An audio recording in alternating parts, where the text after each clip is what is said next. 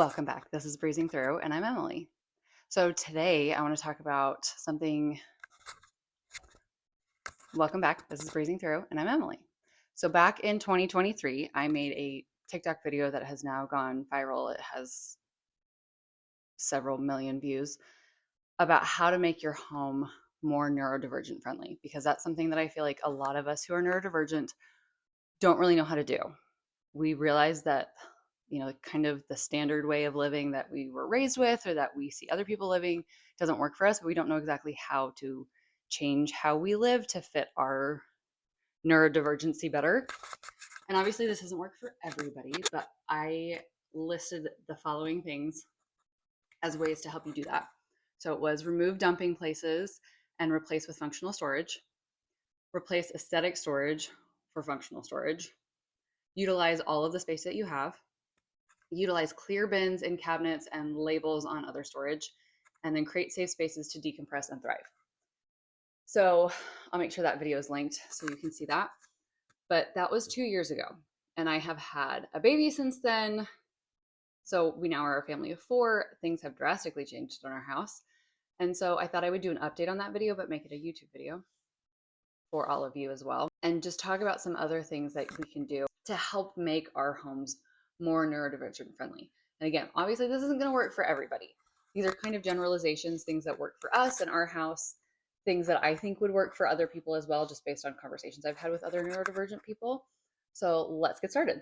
First thing is creating spaces to meet your or your kids' needs right now. We have been living in this house for now over 5 years, and a lot of our spaces have fluctuated and changed based off of our needs at that point in time. For example, my daughter's room has changed drastically over the last 5 years, including this year I added cubbies and a desk to her already very custom room with custom bookshelves and her custom house bed. And I've also removed things that I have created for her room in the past. She used to have a play kitchen in her room, and I built a custom table with custom benches for that play kitchen, and she outgrew it. And so I removed it and I replaced it with a reading nook instead. And no, you do not have to build stuff like I do. You can do things that are renter friendly. You can do things that don't require any kind of woodworking skills. You can add bookshelves, you can add different kind of room dividers. This is just something that I'm able to do because I have the tools and the interest in doing it. And so there are still ways to do this without doing it exactly the way I do it. Is my daughter's room a lot easier to change around than my son's room because most of his room is built in? Yes. I don't really have a problem with that because I think we're going to outgrow this house before he outgrows his room. And if I do need to change something before then I will do that. Like I said, I don't have a problem with changing things to meet our needs. I've also done this with the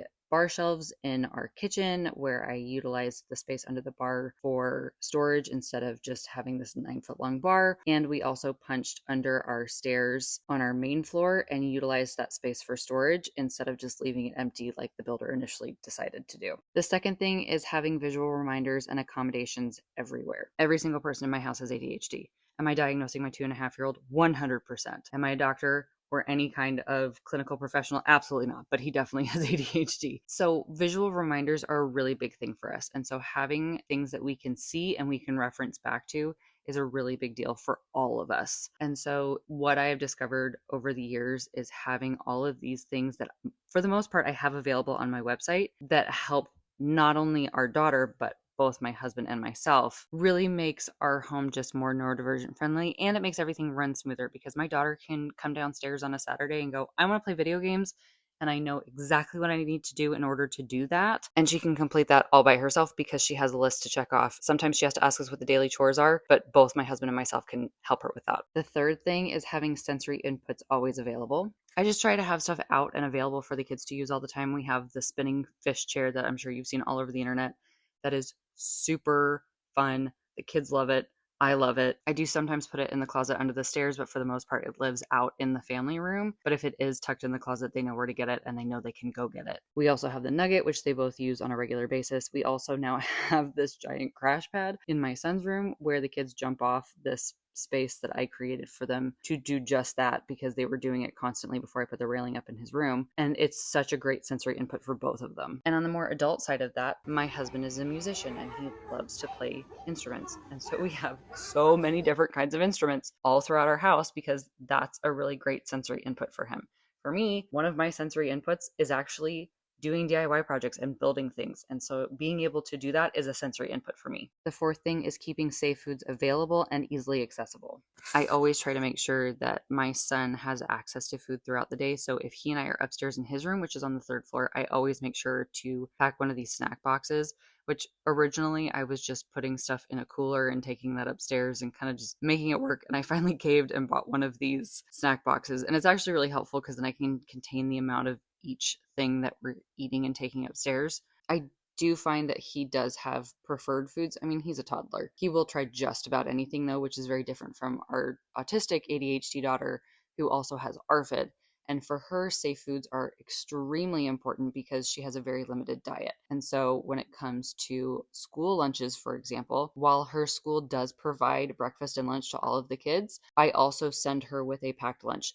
Does she eat it every single day? No. Does she eat all of it every single day? No. Is that okay with me? Yes, because I'm providing the option for her. So if there's something at school that she cannot or will not eat, she still has that option from home. And for the most part, the stuff that I'm sending to school in her lunchbox is non-perishable and it's all crunchy stuff. And so I can just refill anything that needs to be refilled and just resend the stuff that she hasn't eaten. But this also applies to our pantry. I put bulk items that would easily be spilled by a toddler into clear containers that he can reach, and he will bring us stuff that he wants to eat, but my daughter can also reach that. And I make sure that I keep all of everybody's favorite fruits and veggies available as much as I can. Well, there you have it. So now you have a more extensive list of ways, with examples of ways to create a more neurodivergent friendly home.